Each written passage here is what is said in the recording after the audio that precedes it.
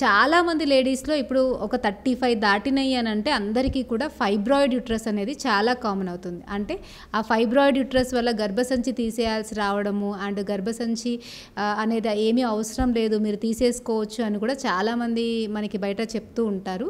కానీ మనం చెప్పేది ఏంటి అంటే, ఏ శాస్త్ర ప్రకారమైనా కూడా చెప్పేది ఏంటి అంటే, మనిషి శరీరంలో ఉన్నటువంటి ప్రతి అవయవము కూడా చాలా విలువైంది. సో దానికి మనకి చేయాల్సినటువంటి ఫంక్షన్స్ అనేవి చాలా ఉంటాయి.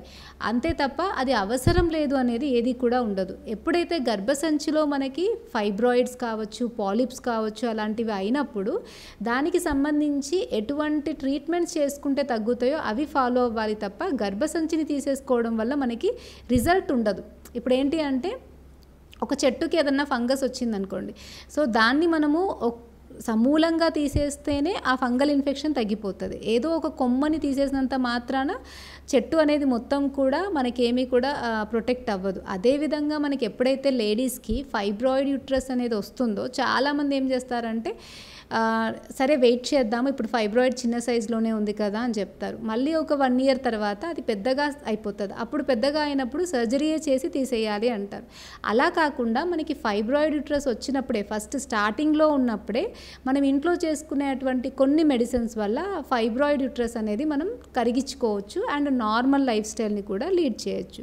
సో దీంట్లో ఫైబ్రాయిడ్ యూట్రస్లో మనం చాలా కామన్గా చూసేటువంటి సమస్య ఏంటి అంటే, పీరియడ్ అనేది ఇరెగ్యులర్ అయిపోతూ ఉంటుంది. ఒకటి, ఎక్కువ టైం బ్లీడింగ్ అవుతుంది. అంటే మంత్లో 15 డేస్ 20 డేస్ బ్లీడింగ్ అనేది కంటిన్యూస్గా అవుతూ ఉంటుంది. అండ్ ఆ గడ్డలుగా ఉండేటువంటి క్లాట్స్తో మనకి బ్లీడింగ్ అనేది అవుతూ ఉంటుంది. సో కొంతమందికి అయితే ఆ ఫైబ్రాయిడ్ అనేది పెరుగుతున్న కొద్దీ కడుపు నొప్పి రావడం, కొంత పెల్విక్ ఏరియా అంతా కూడా, అంటే పొత్తి కడుపు ఏరియా అంతా కూడా డిస్టర్బ్డ్గా కూడా ఉంటుంది.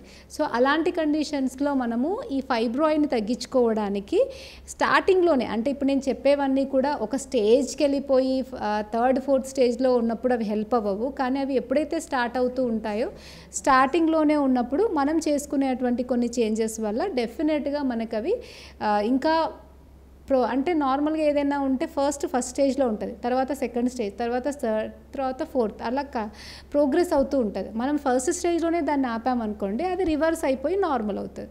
సో అలా ఫస్ట్ స్టేజ్లోనే ఉన్నప్పుడు మనం రివర్స్ చేసుకోవడానికి ఇవి చాలా హెల్ప్ అవుతాయి.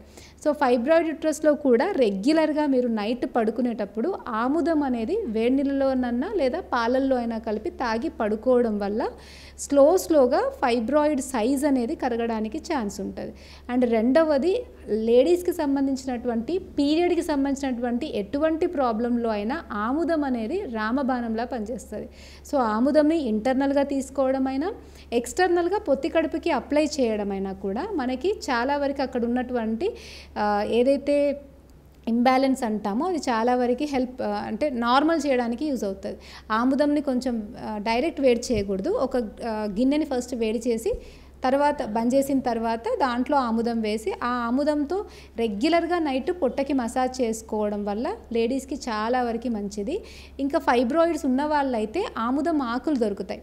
సో ఆముదం ఆకుల్ని కొంచెం కచ్చపెచ్చగా దంచి ముద్దలాగా చేసి గోరువెచ్చగా చేసి పొట్ట మీద లైట్ పొత్తి కడుపు దగ్గర కొంచెం పేస్ట్ లాగా చేసుకొని కవర్ చేసుకొని ఒక 1/2 అవర్ ఉంచుకొని పడుకోవాలి. ఇలా రెగ్యులర్గా చేయడం వల్ల ఫైబ్రాయిడ్ అనేది చాలా వరకు కరిగే ఛాన్స్ ఉంటుంది. అండ్ ఇంటర్నల్గా కూడా మంత్లీ ఒక 10 డేస్ అన్నా రోజు నైట్ పడుకునేటప్పుడు ఒక 5 ml ఆముదము పాలల్లో కలిపి తాగుతూ ఉన్నట్టయితే ఆ ఫైబ్రాయిడ్ సైజ్ అనేది చాలా వరకు తగ్గుతుంది. అండ్ ఇంతకుముందు చెప్పినట్టుగా కరక్కాయ, శొంఠి, బెల్లము, పిప్పలి ఈ 3 కలపాలి. ఇంతకుముందు 2 చెప్పాను కదా నార్మల్గా పీసీఓడికి. ఫైబ్రాయిడ్ ఉన్న వాళ్ళకైతే మనం కరక్కాయ, శొంఠి, పిప్పలి, బెల్లం ఈ 4 ఇంగ్రీడియంట్స్ తీసుకుంటాము.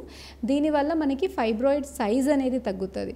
దీంట్లో రోజు పొద్దున 2, సాయంత్రం 2 టాబ్లెట్స్ తిన్న తర్వాత వేసుకుంటూ ఉన్నట్టయితే ఫైబ్రాయిడ్ తగ్గడమే కాకుండా బ్లీడింగ్ సంబంధిత సమస్యలు కూడా చాలా వరకు కంట్రోల్ అవుతాయి.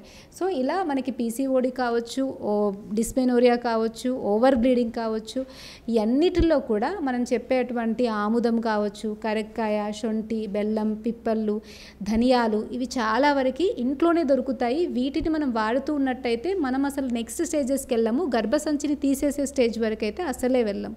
సో ఇవి ఇంట్లో దొరికే వాటితో మనం ఇవి చేయడం వల్ల మనం ఆరోగ్యంగా ఉండడమే కాకుండా పిల్లలు కూడా ఇవన్నీ మనం చెప్తూ ఉంటాం కాబట్టి వాళ్ళు కూడా చాలా ఆరోగ్యంగా ఉంటారు అండ్ హెల్తీగా ఉండడానికి కూడా ఛాన్స్ ఉంటుంది.